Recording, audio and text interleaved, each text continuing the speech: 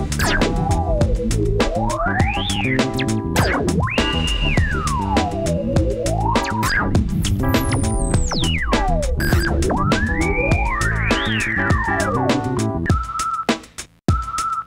le cadre de l'objet du mois, nous vous présentons aujourd'hui le château d'eau de la ville de Colmar.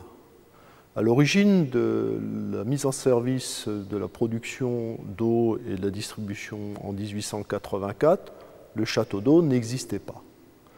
Il a été construit 2 ans plus tard, de manière à réguler la pression dans le réseau colmarien et assurer également une capacité de stockage qui avait été estimée par les ingénieurs de l'époque à 20% de la consommation journalière, à savoir 6000 m3. Cette maquette permet d'illustrer le principe retenu par l'ingénieur Gruner, l'ingénieur suisse qui a conçu tout le système de production et de distribution d'eau potable en 1884.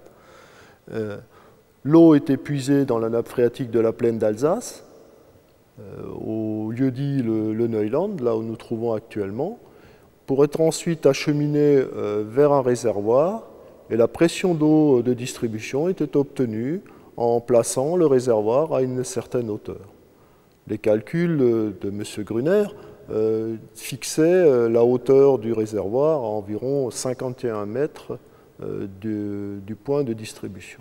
En choisissant une implantation sur un des points hauts de la ville de Colmar, à savoir à proximité de la cour d'appel, on a pu ainsi gagner 9 mètres sur la hauteur du bâtiment. La réserve d'eau est constituée d'un réservoir de 9 mètres de haut et de 12 mètres de diamètre, en tôle rivetée, placée à 42 mètres de hauteur.